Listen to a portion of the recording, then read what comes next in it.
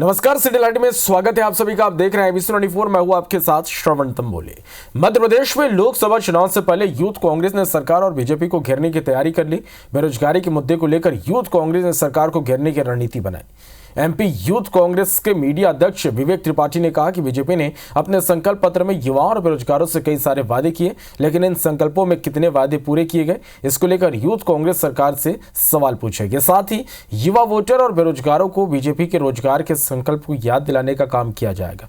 वहीं यूथ कांग्रेस की इस रणनीति को लेकर बीजेपी प्रवक्ता मंजरी जैन ने कहा कि एमपी सहित देश भर में युवाओं और बेरोजगारों के लिए बीजेपी सरकार ने पीएम मोदी के नेतृत्व में कई सारे काम किए, कई क्षेत्रों में रोजगार के अवसर बढ़ाए। कांग्रेस को ये आरोप लगाने का कोई हक नहीं। भाजपा जिस तरीके से चुनाव से पहले बेरोजगारी पे बात किया करती थी, सत्ता में आने के बाद बेरोजगारी शब्द को भूल बैठी है। मध्य प्रदेश में शिक्षा बहुत महंगी है और रोजगार के अवसर बिल्कुल भी नहीं है, जिसको लेके युवाओं के बीच में आक्रोश है। इन सभी मुद्दों को लेके हमने जन जागरण का प्रयास किया है और पूरे मध्य प्रदेश में युवाओं के बीच में हम संवाद स्थापित कर रहे हैं। चुनाव आते हैं तो कांग्रेस को इस तरीके के शगुफे छोड़ने की आदत है। युवा आज मोदी जी को देखता है, मोदी जी की गारंटी को देखता है। आज युवा को मोदी जी के ऊपर पूर्ण विश्वास है। तो निश्चित तौर पर जितना आज जो देश के अंदर विकास हो रहा है, अधोसंरचना के ऊपर जो विकास हो रहा है, इसमें सब में मैन पावर लगी है। तो निश्चित तौर पर लोगों को रोजगार भी मिला है। मुख्यमंत्री डॉक्टर मोहन यादव पूरे कैबिनेट के साथ अयोध्या से रामलला के दर्शन कर भोपाल लौट आए। सीएम ने कहा कि सौभाग्य की बात है कि पूरे कैबिनेट के साथ अयोध्या धाम गए। श्री राम को गर्भगृह में देखकर ये लगा कि ये क्षण हमारे लिए जीवन का सबसे सुखद क्षण है। मैं राम जन्मभूमि न्यास के सभी बंधुओं को बधाई देता हूँ। 500 साल के संघर्ष के बाद यह सुख मिला। श्री राम के समक्ष उन वीरों को भी स्मरण किया जिन्होंने श्री राम के लिए अपना बलिदान दिया। सीएम ने कहा, अयोध्या धाम सनातन संस्कृति का अद्भुत उदाहरण है। सबके लिए सौभाग्य की बात है। आज प्रभु राम के दर्शन करने के लिए पूरी कैबिनेट गई थी और पूरे आनंद के साथ यात्रा हुई। हम सब ने भगवान राम को उनके गर्भगृह में देख करके अपने आप को लगा कि ये क्षण हमारे लिए जीवन का सबसे अविस्मरणीय क्षण है।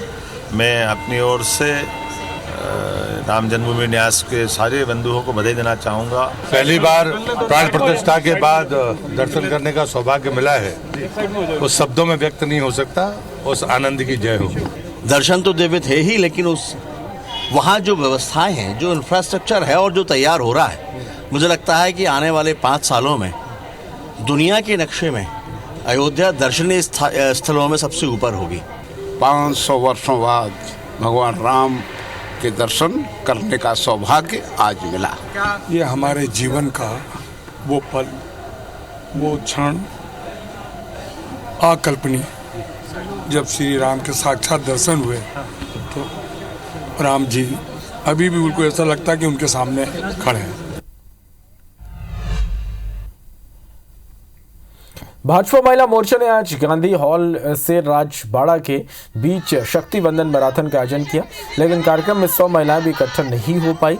दौड़ने की बजाय महिलाएं पैदल चलकर राजबाड़ा पहुंची और मां अहिल्या की प्रतिमा पर माल्यार्पण के बाद फोटो खिंचवाए अपने अपने घर चले गए। प्रधानमंत्री नरेंद्र मोदी की योजना को घर घर तक ले जाने की जवाबदारी संगठन को दी गई।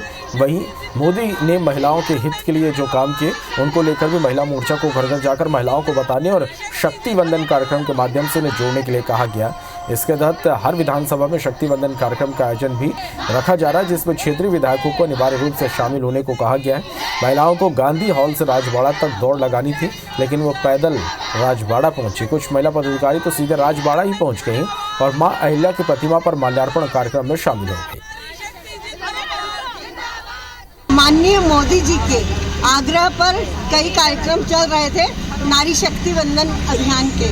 इसमें एनजीओ और स्वयं सहायता समूह की जो बहनें समूह चलाती हैं, उनका सम्मान किया जा रहा था और आज उसके तहत यह नारी शक्ति वंदन दौड़ यात्रा महिला मोर्चा के द्वारा यहाँ रखी गई है और सभी बहनें इसमें भागीदार। मुंगेली में शिव महापुराण और 108 कुंडी यज्ञ कार्यक्रम का आयोजन हुआ, जिसमें शामिल होने के लिए छत्तीसगढ़ के सीएम विष्णुदेव साय पहुंचे। देश के विख्यात शिव महापुराण कथावाचक पंडित प्रदीप मिश्रा का एक दिवसीय कथा आयोजन हुआ, जिसे सुनने के लिए लाखों की संख्या में शिव भक्त मुंगेली के चातरखार में यज्ञ स्थल पहुंचे। इस दौरान मुख्यमंत्री विष्णुदेव साय ने सुप्रसिद्ध शिव कथा वाचक पंडित प्रदीप मिश्रा को राजकीय अतिथि घोषित किया। मुख्यमंत्री ने कहा कि मिश्रा जी के आने से प्रदेश के वनवासी क्षेत्र में धर्मांतरण करने वालों का मनोबल गिरता है। उनकी कथा सुनकर लोग अपने मूल हिंदू धर्म को फिर से समझने लगे और धर्मांतरण पर अंकुश लगा। इस दौरान इस कार्यक्रम में सीएम के अलावा प्रदेश के डिप्टी सीएम, जिले के प्रभारी मंत्री टंकराम वर्मा, मुंगेली विधायक पुन्नूलाल मोहले भी मौजूद रहे। 108 कुंडी श्री रुद्र महायज्ञ का आयोजन हुआ है और इस आयोजन में अनेक संत यहाँ पर पधार कर क्षेत्रवासियों को आशीर्वचन दे रहे हैं। और आज जो प्रसिद्ध शिव पुराण के कथावाचक हैं पंडित प्रदीप मिश्रा जी, उनका आज कथावाचन था और हम सब लोग उनका दर्शन के लिए, उनका आशीर्वाद के लिए यहाँ पर आए थे। दुर्ग दौरे पर पहुंचे सीएम विष्णुदेव साय ने संभाग के लिए 268 करोड़ रुपए के विकास कार्यों का लोकार्पण और भूमि पूजन किया। वहीं सीएम साय ने भी अपने ट्विटर अकाउंट के बायो को चेंज करते हुए मोदी का परिवार लिखा। सीएम ने कहा कि देश के करोड़ों लोग मोदी के परिवार का हिस्सा हैं। हम सभी मोदी के परिवार हैं। छत्तीसगढ़ में लगातार हो रहे इसको लेकर उन्होंने कहा कि भारत देश एक धर्मनिरपेक्ष देश है।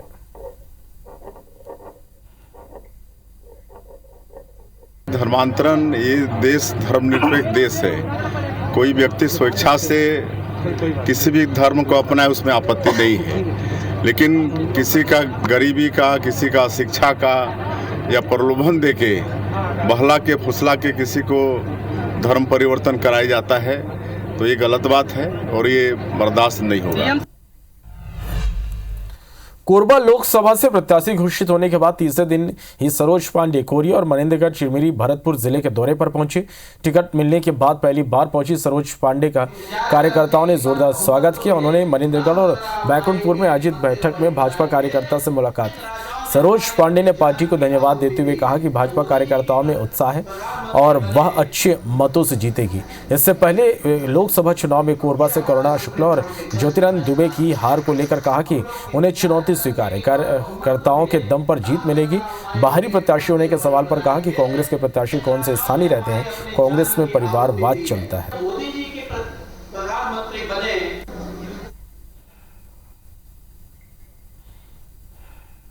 अल्प समय में लगातार काम कर रहे हैं। इस क्षेत्र में मेडिकल कॉलेज की शुरुआत हो चुकी है। उसका जो उनका प्रशासनिक प्रक्रिया था वो पूरी हो चुकी है। हमारे मंत्री जी ने उस प्रशासनिक प्रक्रिया को पूरा किया है। इतने कम समय में इस क्षेत्र में कामों को लेकर जिस प्रकार से गति आई है, ये अपने आप में बड़ी बात है। इस बीच बड़ी खबर रायपुर से जोन 2 में जोन अध्यक्ष समेत कांग्रेसी पार्षदों का धरना जारी है। जोन के राजस्व विभाग के अधिकारियों पर गंभीर आरोप है। रसूखदारों को छोड़ मिडिल क्लास लोगों पर कार्रवाई के आरोप है। जोन अध्यक्ष हरदीप होरा समेत कई कांग्रेसी पार्षद धरने पर बैठे हैं। राजस्व अधिकारियों पर बदसलूकी का आरोप भी लगाया। तो ये बड़ी खबर इस वक्त की तस्वीरें भी हम आप तक पहुंचा रहे हैं। रायपुर में पार्षदों का धरना जारी है। जोन अध्यक्ष समेत कांग्रेसी पार्षद धरना दे रहे हैं। वो सील की कार्रवाई करने गए और सील पंडरी बस स्टैंड की जो निगम की दुकान है, छोटी सी दुकान है जिनको रोजगार के लिए दिया गया है, 5 साल से वो टैक्स नहीं पटा पाए थे। उनका कुछ अमाउंट था, उसके बाद आज जाके सीधा उसके ऊपर सील की कार्रवाई कर गई। मेरा उनसे फ़ोन पे यही आग्रह किया गया कि आप बड़े लोगों के ऊपर क्यों कार्रवाई नहीं कर पाते? जो रसूखदार है क्या उनको छूट है और गरीबों से ही खाली लूट है? गौरेला नगर पालिका से भ्रष्टाचार का एक और मामला सामने आया है, जहां लाखों रुपए की लागत से बने बस स्टैंड की स्थिति दयनीय है। यहां यात्रियों के लिए किसी भी प्रकार की सुविधा नहीं है। लाखों रुपए की लागत से बनाए गए दुकान बंद पड़े हैं। जिन्हें ये दुकानें दी गई वो व्यापारी दुकानों का बतौर गोदाम के रूप में उपयोग कर रहे हैं। वहीं बसों में यात्रियों को चढ़ने और उतरने के लिए रैंप बनाया गया, लेकिन वो भी जर्जर हो गए। यानी सुलभ शौचालय और प्रतीक्षालय की भी स्थिति ठीक नहीं है। नगर पालिका के सीएमओ और जिम्मेदार जनप्रतिनिधियों पर भ्रष्टाचार के आरोप पहले भी लग चुके। वहीं नगर पालिका की अध्यक्ष गंगोत्री राठौर 3 दिन पहले बीजेपी में शामिल हुई, जिनके खिलाफ खुद उनकी ही पार्टी के लोगों ने एसीबी में शिकायत की, जिसकी जांच की जा रही है। इसकी शिकायत और भी आ चुकी है। इस विषय में हम लोगों ने अध्यक्ष महोदय से और नगर पालिका के मुख्य अधिकारी से भी बात की है और उनका कहना था कि अब अगली परिषद में बैठकर इन सब समस्याओं का निराकरण किया जाएगा। बिल्कुल आप सही बोल रहे हैं कि दुकानें नहीं खुल रही हैं। इसके विषय में भी हम लोग आगामी परिषद में बैठकर विस्तृत चर्चा करेंगे। 5 साल कांग्रेस की सरकार थी, इन्होंने एक बार भी झांकने की कोई ज़रूरत नहीं समझी और हम लगातार ये मुद्दा हम लोगों ने उठाया, लेकिन कभी कांग्रेस की तरफ से ध्यान नहीं दिया गया। भाजपा की सरकार आई है, माननीय नगरीय प्रशासन मंत्री जी से हम ये अनुरोध करते हैं कि हमारे नगरीय निकाय को थोड़ा ध्यान दिया जाए।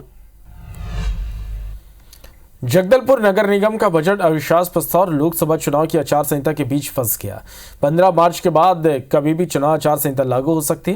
11 मार्च को निगम परिषद की बैठक में सभापति के खिलाफ बीजेपी के अविश्वास प्रस्ताव पर चर्चा होगी। निगम परिषद में कांग्रेस सत्ता में, उसकी मुश्किल ये है कि अगर वो अपने पार्षदों को एकजुट कर पहले की तरह फ्लोर टेस्ट में शामिल नहीं होती तो सामान्य सभा का बजट प्रभावित होगा।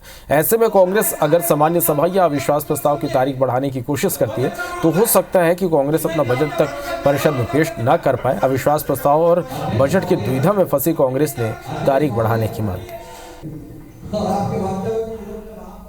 देखिए, एक बजट के प्रति कितने संवेदनशील है इसी बात से स्पष्ट है कि 4 महीने 5 महीने से सामान्य सभा नहीं हुई है और प्रदेश में बजट पारित हो गया, परंतु नगर निगम सामान्य सभा, जगदलपुर की सामान्य नगर निगम को चिंता नहीं है कि बजट पारित करना है।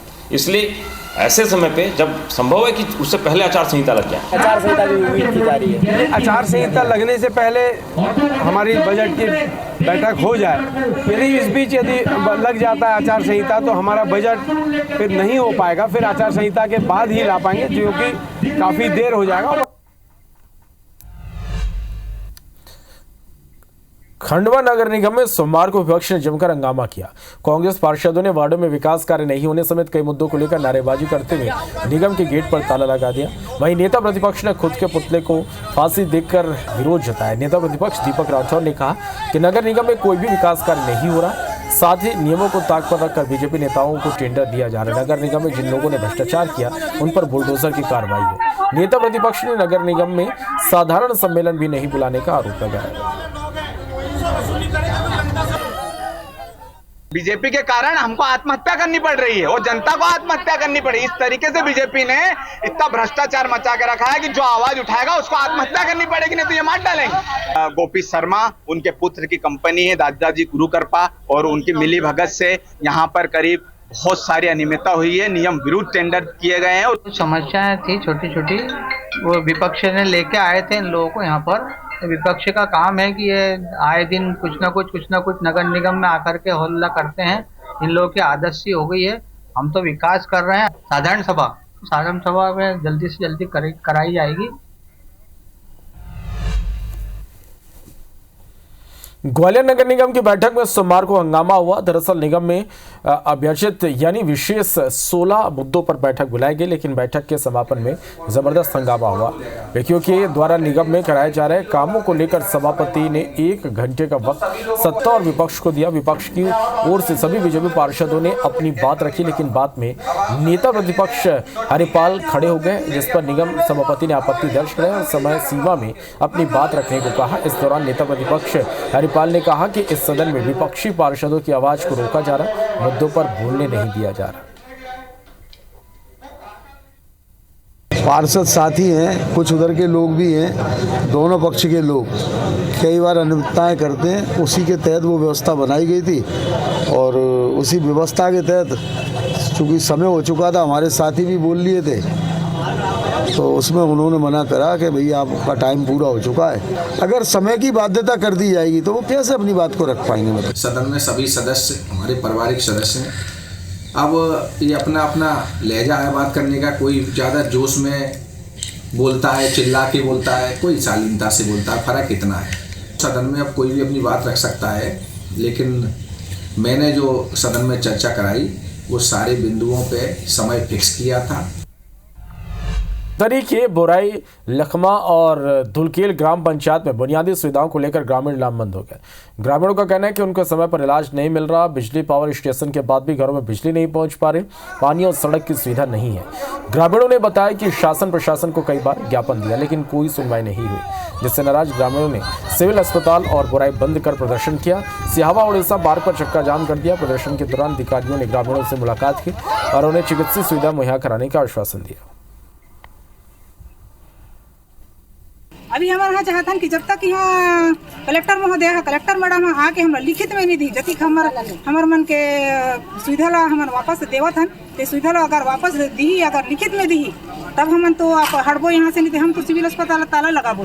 देखिए, अस्पताल का घेराव हम लोग किए थे और करने उसमें यही प्रदर्शन का था कि भाई हमारे पास अगर सुविधा नहीं तो ऐसे अस्पताल को हम क्या करेंगे, इसको रखना उचित नहीं।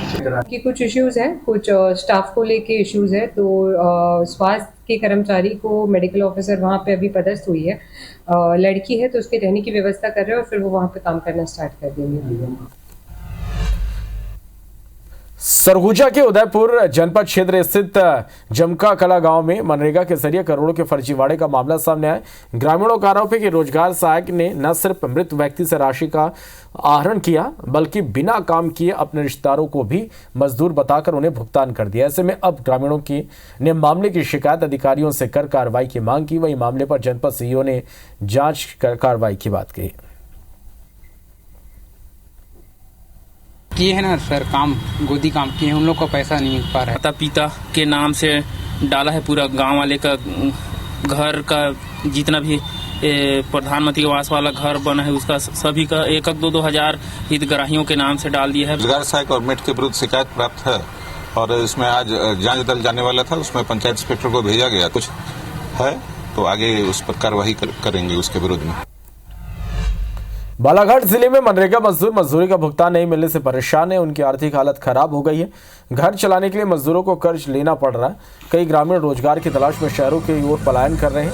बता दें कि जिले में लगभग 5 लाख से अधिक मनरेगा मजदूर हैं। दिसंबर 2023 से यहां 70 करोड़ रुपए से ज्यादा का भुगतान होना बाकी है। सोशल मीडिया में सर, ये अक्टूबर से काम चालू है, जब से हम 1 भी रुपया नहीं जानते। तो शासन का बता रहे हैं कि शासन से जब पैसा नहीं डर रहा है तो हम कहाँ से देंगे कहीं। तो 500 मजदूरों ने काम किए, 500 मजदूरों ने जो मजदूरी किए तो हमको आज तक 1 रुपया नहीं मिला है। हमारी मांग एक ही है, काम कराना चाहते हैं हम लोग, हमको समय पर पेमेंट मिले। असली हकीकत जनप्रतिनिधि की आग्रह से जो निकलेगी उस पर हम निराकरण करेंगे। तो मनरेगा हमारा फर्स्ट प्रायोरिटी से पहले मजदूरों को भुगतान कराना है। मनरेगा को भुगतान की अभी समस्याएं हैं, 2.5-3 महीने से बनी हुई लगातार मजदूरी का और मटेरियल के पेमेंट को लेकर के। जैसे ही बजट आएगा हम लोग जो है भुगतान की प्रक्रिया। इंदौर के लक्ष्मीबाई नगर रेलवे स्टेशन पर नए प्लेटफॉर्म निर्माण कार्य ने फिर रफ्तार पकड़ ली। यहां तेजी से काम किया जा रहा है। दरअसल देवास इंदौर रेल लाइन दोहरीकरण कार्य के कारण प्लेटफॉर्म निर्माण कार्य धीमा हो गया। प्लेटफॉर्म निर्माण में लगे मजदूर भी वहां शिफ्ट कर दिए गए, लेकिन अब एक बार फिर प्लेटफॉर्म निर्माण तेजी से होने लगा। जायजा लिया हमारे संवाददाता निहारिका शर्मा ने। केंद्रीय रेलवे मंत्री अश्विनी वैष्णव का एक सपना है इंदौर के रेलवे स्टेशन को रेलवे हब बनाना, जहां पर पूरे प्रदेश सहित देश की जितनी भी तमाम इम्पोर्टेंट ट्रेनें हैं वो यहां तक पहुंचे। ऐसे में अब इंदौर का जो मुख्य रेलवे स्टेशन है उसका जो रीडेवलपमेंट का काम है वो भी शुरू हो रहा है, लेकिन उससे पहले जो वहां पर चलने वाली 68 ट्रेनें हैं उनको किस तरह से डाइवर्ट कर रहा है, उनका संचालन किस तरह से कर रहा है ताकि ना ज़्यादा यात्री परेशान हो और ना काम में देरी हो। इसके मद्देनजर मद्देनजर अब पूरी तरह से प्लानिंग जो है वो शुरू हो चुकी है। इसी के चलते इंदौर का एक महत्वपूर्ण रेलवे स्टेशन माना जाता है लक्ष्मीबाई रेलवे स्टेशन, उसके काम ने भी तेजी पकड़ ली है। ये जो आप तस्वीरें देख रहे हैं सीधे ये रेलवे स्टेशन पर बने नए प्लेटफॉर्म की ही है, जिसे सिर्फ इसीलिए तैयार किया गया है कि आने वाले समय में जब यहाँ पर ट्रेन डाइवर्ट होगी तो यहाँ का जो ट्रैफिक है उसे कंट्रोल किया जा सके, यहाँ के लोगों को उचित सुविधाएं जो है वो मिल सके और ज़्यादा से ज़्यादा ट्रेनें यहाँ पर भी चलाई जा सके, क्योंकि आने वाले 2027 तक इंदौर के मुख्य रेलवे स्टेशन का काम जो है वो पूरा होना है। और ऐसे में आने वाले 2.5 साल के लिए महू रेलवे स्टेशन, इंदौर का लक्ष्मीबाई नगर स्टेशन और आइलैंड रेलवे स्टेशन जो है ये एक मुख्य भूमिका जो है ये अपनी तय करेंगे, क्योंकि उसी दौरान सिंहस्थ के लिए भी यहाँ पर जो ट्रैफिक है वो भी बढ़ेगा। और साथ ही में अगर हम बात करें तो 68 ट्रेनें जो चल रही है, उसके अलावा कई बार स्पेशल ट्रेनें चलाई जाती है या फिर समर स्पेशल ट्रेन होती है, विंटर स्पेशल ट्रेनें होती है, तो इनका किस तरह से संचालन करना है इसके ऊपर भी खास रूप से ख्याल जो है वो रखा जा रहा है। तो इसी के चलते पूरा रेलवे स्टेशन जो है इसको एक महाकाल लोक के तौर पर जो है डेवलप करने की बात अश्विनी वैष्णव द्वारा की गई थी, जिसके मद्देनजर यहाँ पर काम जो है अब वो एक बार फिर से तेजी पकड़ चुका है। कैमरा पर्सन संतोष जाटवन के साथ Niharika Sharma, IBC 24 Indore. Industrial hub के रूप में तेजी से डेवलप हो रहे रायगढ़ शहर में अवैध प्लाटिंग की बाढ़ से आगे शहर में पौष इलाकों में अवैध प्लाटिंग के मामले लगातार बढ़ रहे। जानकर हैरानी होगी कि नगर निगम के भवन निर्माण विभाग में पिछले 6 महीने में अवैध निर्माण और प्लाटिंग की 23 शिकायतें दर्ज की गई। नगर निगम ने 6 महीने पहले अवैध प्लाटिंग पाए जाने का आधा दर्जन कॉलोनाइजरों पर FIR भी की, लेकिन उसके बाद भी नतीजा सिफर है। इधर मामले में मेयर भी अवैध प्लाटिंग की शिकायतों की बात स्वीकार करें। हालांकि मेयर का कहना है कि नगर निगम को शिकायतें मिलने के बाद कुछ कॉलोनाइजर पर FIR कराई गई। वर्तमान जो निगम सरकार है ये वैसे ही आंखें मूंदे बैठा हुआ है। रायगढ़ शहर में लगभग लगातार अवैध प्लॉटिंग हो रही है। पिछले बार भी 6 मामले सामने आए थे जिस पे FIR हुआ था, लेकिन इस बार भी अवैध प्लॉटिंग बहुत जोरों शोर से हो रही है। बिना लाइसेंस के ज़मीन को बांट दिया जा रहा है। लगातार शिकायतें मिल रही है कि अवैध प्लॉटिंग जो की जा रही है उसके लिए पूर्व में ही हमारे नगर निगम के तरफ से कर्मचारी अधिकारी के द्वारा कार्रवाई की गई थी और जो कि केस भी किया गया था। वर्तमान में हमने नज़र रखी है और अवैध जो प्लॉटिंग हो रही है उसमें भी हम कार्रवाई करने के लिए निर्देश करते हैं। सूरजपुर में IBC 24 की खबर का बड़ा असर हुआ। जिले में अवैध रूप से सुरंग बना के कोयले की खुदाई और अवैध पेड़ों की कटाई मामले में प्रदेश के कैबिनेट मंत्री ने संज्ञान लेते हुए प्रशासन को फटकार लगाई, साथ ही मामले में कार्रवाई करने सख्त निर्देश दिए। बता दें कि जिले में कोल तस्करों ने अवैध तरीके से ग्रामीणों से कोयले की खुदाई कराते हैं, जिसमें कई बार ग्रामीणों की जान भी जा चुकी है। होड़गिल ब्लॉक में अवैध लकड़ी तस्करी भी जारी है। ऐसे में IBC 24 ने प्रमुखता से खबर दिखाई, जिसके बाद प्रदेश के कैबिनेट मंत्री ने मामले को तत्काल संज्ञान में लिया, अधिकारियों को कार्रवाई करने के निर्देश दिए। सरकार आदिवासी इलाकों में छात्रों को शहरों में रहने वाले छात्रों के बराबर लाने के लिए हर संभव प्रयास कर रही है। इसके लिए सालाना करोड़ों रुपए खर्च किए जाते। वहीं दूसरी तरफ आदिवासी बच्चों के लिए बने आश्रम में मवेशियों को बांधा जा रहा। बलरामपुर जिले के विकासखंड शंकरगढ़ के कोटालू गांव में स्थित प्राथमिक आदिवासी बालक के आश्रम पिछले 15 सालों से व्यवस्थाओं का दंश झेल रहा। इसके धरातल पर तस्वीर सुधारने का नाम नहीं ले रही। यही हाल प्राथमिक आदिवासी बालक आश्रम कोटालू का है। यहाँ बच्चों की दर्ज संख्या काफ़ी अच्छी है, लेकिन सुविधा के नाम पर कुछ नहीं। लगभग 16 साल से आश्रम प्राथमिक विद्यालय के अतिरिक्त कक्ष में संचालित हो रहा। इन सब के बावजूद प्रशासन कोई ध्यान नहीं दे रहा।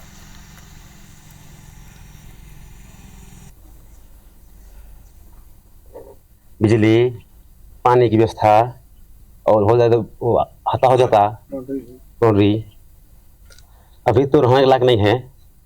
हो तो रहा है, रहने बसने की दिक्कत है। संचालित तो यहाँ स्कूल है और वही संचालित हो रहा है आश्रम, तो दिक्कत होबे करेगा। खंडहर तो इसका यूज नहीं हो रहा है सर, तो होबे ना करेगा। ये 2015-16 से बना है। ना पीने के लिए पानी है, ना बिजली का साधन रहता तो यूज होता। एग्जीक्यूटिव इंजीनियर से चर्चा कर रहा हूँ और उसको निदान करके तत्काल हम अपने बच्चों के जो अभी प्राथमिक शाला के भवन में संचालित में वहीं पर रह रहे हैं, उनको नई जो अतिरिक्त कक्ष बना हुआ है वहाँ पे व्यवस्था की जा रही है। ग्वालियर में आवारा जानवर लोगों की जान ले रहे। देर रात एक घटना में बाइक सवार युवक को उछालकर पटक दिया। तस्वीरें भी आप देख पा रहे हैं। इस घटना का सीसीटीवी फुटेज, इस घटना का वीडियो सामने आया है। परिजनों ने पास में रहने वाले एक युवक पर हत्या का आरोप लगाकर चक्का जाम कर दिया था, लेकिन जांच में सीसीटीवी में दिख रहा कि ये घटना सीसीटीवी फुटेज के माध्यम से पूरी तरह से साफ हुई। पुलिस ने सीसीटीवी के आधार पर कार्रवाई शुरू कर दी है।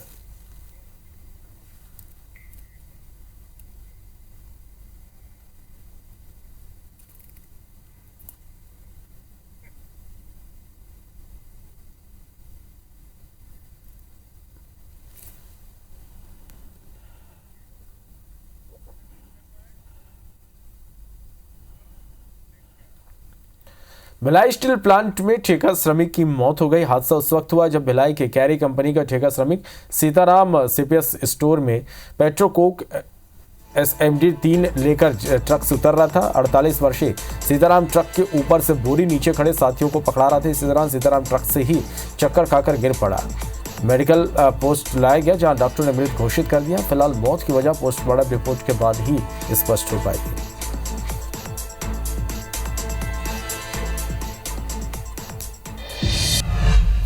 महादेव ऐप सट्टेबाजी मामले में कोलकाता से गिरफ्तार गिरीश तलरेजा और सूरज चौखानी को ईडी की स्पेशल कोर्ट में पेश किया गया। कोर्ट में ईडी के रिमांड एप्लीकेशन पर बहस हुई, जिसके बाद कोर्ट ने दोनों आरोपियों को 7 दिन की ईडी रिमांड पर भेज दिया। बचाव पक्ष के वकील ने कोर्ट में कहा कि ईडी को उनके वकील को गिरफ्तार करने का अधिकार नहीं है। सुप्रीम कोर्ट के 1 मार्च के फैसले का हवाला देते हुए कहा कि सुप्रीम कोर्ट ने अपने आदेश में कहा कि PMLA केस का कोर्ट संज्ञान होने के बाद कोर्ट के वारंट के बिना गिरफ्तारी नहीं हो सकती।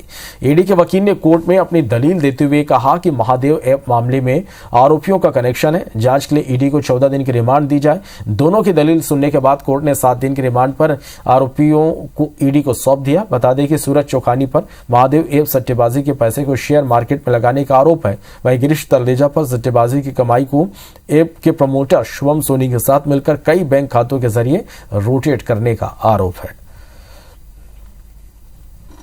एक गिरीश तलरेजा को भोपाल से अरेस्ट किया गया था और एक सूरज चौखानी उसको हमने सम्मन करके बुलाया था रायपुर में उसको अरेस्ट किया गया था।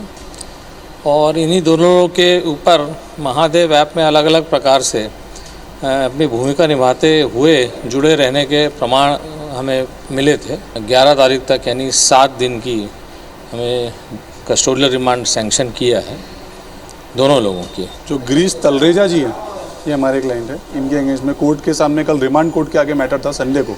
आज इन्होंने फ्रेश एप्लीकेशन लगाई अपनी और फर्दर कस्टडी मांगी 14 दिनों की। कोर्ट के हमने आगे आर्गूमेंट रखे बेसिकली कि जो अरेस्ट था वो इलीगल अरेस्ट था और जो ईडी है उसको अरेस्ट करने की पावर ही नहीं है। जबलपुर में एक बैगा दंपति नसबंदी कराने के लिए 3 साल से अधिकारियों को चक्कर काट रहा, लेकिन उन्हें अनुमति नहीं मिल रही। दरअसल बरेला विकासखंड के खैरी गांव के प्रेम कुमार बैगा और कलावती के 2 बच्चे हैं। परिवार की माली हालत को देखते हुए अब वो तीसरी संतान नहीं चाहते। पति पत्नी में से कोई एक नसबंदी कराना चाहते हैं, लेकिन बैगा आदिवासियों को संरक्षित करने के लिए बनाए गए कानून की वजह से उनको अनुमति नहीं मिल रही।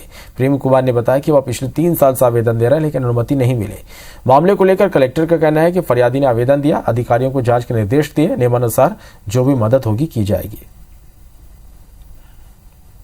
हमारी पत्नी का नसबंदी हो जाए तो हम सुखी परिवार तनक जो बोझ है वह बोझ में हल्के हो जाए। ऑपरेशन करवाना चाहते हैं सर, बस घर के बाहर बस घर के वजह लड़का बच्चा पढ़ाने लिखाने पैसा देली हर चीज लगे बड़े हुए। जो सरकार से योजनाओं का लाभ मिलता है तो उससे पूरा होता है आपका? नहीं मिलता है सर। आदरणीय कलेक्टर महोदय की लिखित अनुमति के इनका नसबंदी ऑपरेशन ना किया जाए, ये शासन के स्पष्ट निर्देश है। यदि कलेक्टर सर के द्वारा लिखित में अनुमति दी जाएगी तो फिर विभाग इस पर विचार करेगा। बेगा जनजाति में ऑपरेशन कराने के लिए कलेक्टर की अनुमति लगती है, तो यदि उनका आवेदन मुझे मिलता है उसकी जांच करा लेंगे और यदि योग्य होगा तो अनुमति दे देंगे। सभी तरह की सुविधाएं जो शासन द्वारा निर्देशित हैं वो एक एक व्यक्ति को पहचान करके दी जा रही है। जबलपुर में पुलिस ने स्पा सेंटर में चल रहे सेक्स रैकेट का पर्दाफाश किया। नाबालिग लड़कियों से जिस्म फरोशी का धंधा कराया जा रहा था। पूरे मामले का खुलासा तब हुआ जब 12वीं कक्षा की एक छात्रा परीक्षा देने स्कूल नहीं पहुंची। ढूंढने पर छात्रा दमोह नाका के पास मिली। पूछताछ में छात्रा ने बताया कि इसका मौसा सनराइज नाम से स्पा सेंटर चलाता है, जो स्पा सेंटर में मसाज देने के नाम पर जिस्म फरोशी करने के लिए मजबूर करता है। छात्रा ने यह भी बताया कि आरोपी ने उसकी एक सहेली से भी गलत काम करवाया और आपत्तिजनक वीडियो बना लिए। जब वो गलत काम करने से इनकार करती तो आरोपी वीडियो वायरल करने की धमकी देता है। इसके बाद पुलिस ने सनराइज स्पा सेंटर में छापा मारा तो भीतर कई चेंबर और बिस्तर लगे मिले। पुलिस ने 2 नाबालिग छात्राओं को अभिरक्षा में लिया, साथ ही स्पा सेंटर संचालक को हिरासत में लिया। ऑफर्स देते थे कि आप हाफ एन आवर के लिए आइए और 5000 10,000 ऐसे कमा लीजिए, ऐश भी करेंगे आप और आपकी सारी क्या कहते हैं मैं फरमाइशें पूरी करूंगा, तुम मुझे खुश रखो मैं तुम्हें खुश रखूंगा। ये सीन मेरी फ्रेंड के मौसा जी थे, वो उन्होंने मतलब मेरे को भी बोला कि ये पार्लर का कर रही हैं तो आप भी आइए, आप भी सीखिए, बहुत अच्छा है। फिर वहाँ जाके पता चला कि ऐसा ऐसा काम है। वो ऑफर्स देते थे। एक बार उनकी मतलब उनके उस पर आगे बाद में तो उन्होंने वीडियो वगैरह बना ली, उसके थ्रू ब्लैकमेल वगैरह करना शुरू कर दिए। शाम को 4 बजे करीब सूचना मिली सनराइज ब्यूटी पार्लर में कोई बच्ची वहाँ जो कम उम्र की है ऐसा पता चला है, उससे कुछ स्पा में काम कराया जा रहा है, जिसके संबंध में पुलिस द्वारा बच्ची के परिजनों को थाने लाया गया है और उससे जानकारी ली जाकर कार्रवाई की जाएगी। अभी थाने में एक महिला के द्वारा एक शिकायत की गई है, स्पा संचालक के खिलाफ की गई है वो शिकायत, और जिसमें कुछ ऐसी बात आई है कि स्पा के आड़ में जो है कुछ गलत काम हो रहा है। अभी इसको वेरीफाई कर रहे हैं हम, जांच चल रही है इसमें। इंदौर के सराफा में सोना चांदी डालने का काम करने वाले बंगाली कारीगरों के लिए गैस पाइपलाइन डालने को मंजूरी मिल गई। सराफा से 5 किलोमीटर दूर रामचंद्र नगर चौराहे से पाइपलाइन डालने का काम शुरू होगा। सराफा क्षेत्र में लाइन पिपली बाजार से धान गली तक डलेगी। इस दायरे में जो रहवासी आते हैं वो भी कनेक्शन ले सकते हैं। इसका काम जल्द शुरू होगा। मौके का जायजा लिया हमारी संवाददाता निहारिका ने। इंदौर में सराफा व्यापारियों के लिए एक बहुत बड़ी खुशखबरी है। दरअसल पिछले कई दिनों से जो खबर सुर्खियां बटोर रही थी, अब असल में उस खबर का जो असर है वो होने लगा है। इंदौर के सराफा मार्केट की ही आप तस्वीरें देख रहे हैं और आपको एक बहुत बड़ी खबर हम देने जा रहे हैं कि इंदौर के सराफा व्यापारी जो भी है, जिनके यहाँ पर भी सोना चांदी ढालने का काम होता है या फिर जितने भी बंगाली कारीगर यहाँ पर मौजूद है, सभी लोगों के लिए अब यहाँ पर अवंतिका की गैस लाइन जो है वो डलनी शुरू होने वाली है। बिल्कुल यहाँ पर अवंतिका की गैस पाइपलाइन डलने के लिए अनुमति जो है वो हाल ही में मिली है और ऐसे में अब जल्द ही उसके ऊपर काम जो है वो भी शुरू कर दिया जाएगा। अगर देखा जाए तो सोना चांदी का सबसे बड़ा मार्केट यहाँ पर है और ऐसे में लोगों की सेफ्टी यहाँ पर बनी रहे, इसका ख्याल रखते हुए ये पाइपलाइन डालने का फैसला जो है ये नगर निगम द्वारा लिया गया है। सोना चांदी डालने का काम जितने भी यहाँ पर लोग करते हैं, सभी के घर पर अब गैस पाइपलाइन जो है उसका काम किया जाएगा, ना कि गैस सिलेंडर के माध्यम से। सराफा से 5 किलोमीटर की दूरी पर रामचंद्र नगर चौराहे से लेकर यहाँ तक पाइपलाइन जो है इसका डालने का काम जल्द ही शुरू होगा। और सराफे में अगर आने की बात करें तो पिपली बाजार से धान गली तक की जितना भी दायरा है उसमें गैस की पाइपलाइन जो है वो बिछाई जाएगी और इस दायरे में आने वाले जितने भी रहवासी हैं उन्हें भी इसका फायदा होगा। न केवल यहाँ के व्यापारी या फिर न केवल यहाँ के बंगाली कारीगर, बल्कि हर वो इंसान जो इस दायरे में रहता है उन्हें इससे फायदा जरूर होगा। गैस की पाइपलाइन डलना बहुत अच्छी गवर्नमेंट ने इसके लिए बहुत बढ़िया इसके लिए वो दिया है, सुझाव बहुत बढ़िया हमारा व्यापारी द्वारा दिया गया था, क्योंकि एक्चुअल कारीगर है यहाँ पे करीब 25,000 कारीगर है, तो पाइपलाइन डलने से आग और इन सब चीज़ों का सर्फ बहुत अच्छा रहेगा।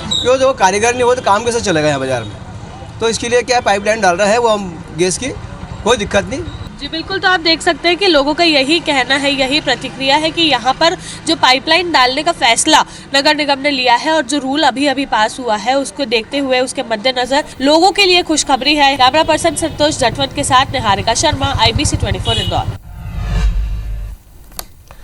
इंदौर के महापौर पुष्यमित्र भार्गव सोमवार को जबलपुर पहुंचे, जहां उन्होंने नगर निगम में मेयर जगत बहादुर से अन्नू से मुलाकात की। इस दौरान दोनों महापौर ने इंदौर और जबलपुर नगर निगम की योजनाओं पर बातचीत की। इंदौर के महापौर पुष्यमित्र भार्गव ने जबलपुर के वेस्ट टू एनर्जी प्लांट और मैनेजमेंट की तारीफ करते हुए इससे अपने यहां अपनाने की बात कही। साथ ही उन्होंने जबलपुर मेयर इन काउंसिल को इंदौर के सफाई मॉडल को समझने के लिए आमंत्रित किया। एक्सचेंज ऑफ आइडियाज़ की बात करेंगे तो एक चीज़ जो हमको सीखने की है जबलपुर से वो वेस्ट टू एनर्जी का प्लांट है। टूरिज़्म को प्रमोट करने का जो काम जबलपुर ने किया है वो सीखने की बात है। मैं महापौर जी को पहले भी आमंत्रित कर चुका हूँ लेकिन मेरा सौभाग्य है कि दिल्ली में मिले थे तो उन्होंने मुझे कहा था कि आप जबलपुर आएँ तो कार्यालय ज़रूर आइएगा, तो मैं आया हूँ और मुझे ये बिल्डिंग देखकर भी बहुत खुशी हुई है। मंत्री कैलाश विजयवर्गीय साहब तो हम लोगों को एक चैलेंज दे के गए हैं कि हमारे महापौर पुष्यमित्र जी हैं वो 1 नंबर पर ला रहे हैं इंदौर को, आप लोग को भी ऑफर है, आइए मैदान में और जबलपुर को 1 नंबर लाइए। तो हम लोग इस चैलेंज को स्वीकार करते हैं और इनसे जो पहला नंबर लाने के लिए जो टिप्स हैं निश्चित तौर पे हम लोग सीखेंगे। जबलपुर के शाहपुरा ब्लॉक में एक अजीब गरीब मामला सामने आया। ग्रामीण ने चींटियों से परेशान होकर अपना घर गिरा दिया। मामला खैरी गांव का। यहां रहने वाले सुखचैन बर्मन के घर में 2 साल से काले रंग की बड़ी बड़ी चींटियों ने डेरा डाल रखा था। सुखचैन और उसके परिवार का मुश्किल यहां पर बढ़ गया। चींटियों से तंग आकर सुखचैन ने मकान को ही तोड़ दिया। अब उसने शासन से नया मकान बनाने की गुहार लगाई। बहुत ज्यादा चींटों की परेशानी दीजिए। कितने दिनों से हो रहा है? कम से कम 2-3 साल हो गए।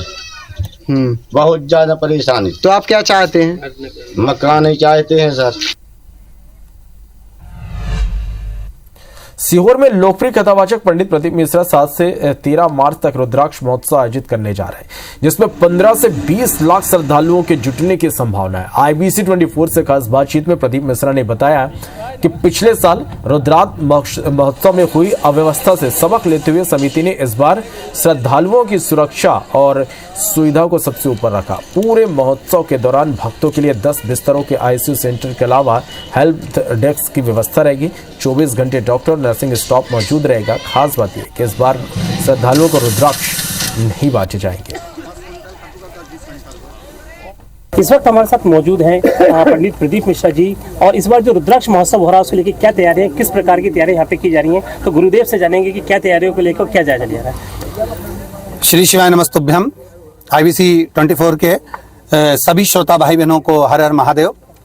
कुबेरेश्वर धाम की पवित्र भूमि पर प्रतिवर्ष अनुसार इस वर्ष भी रुद्राक्ष महोत्सव हो रहा है, जिसमें लाखों भक्त यहाँ पहुँचने वाले हैं।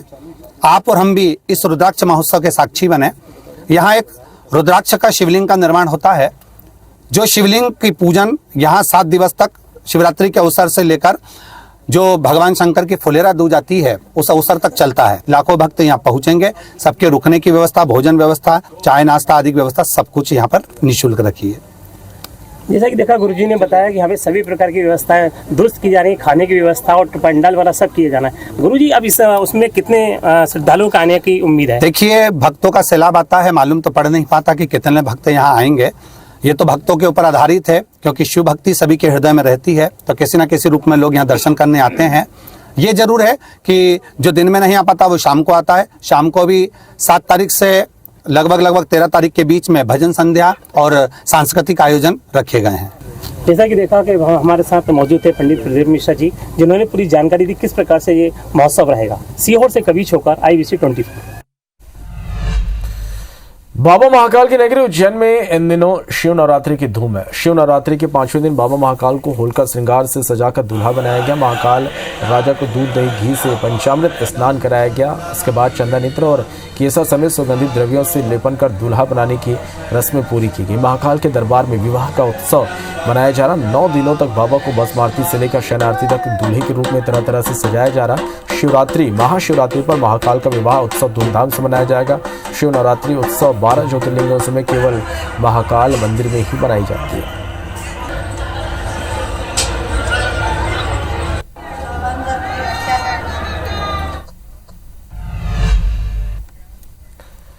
इसी के साथ फिलहाल इस बुलेटिन में इतना ही। नमस्कार।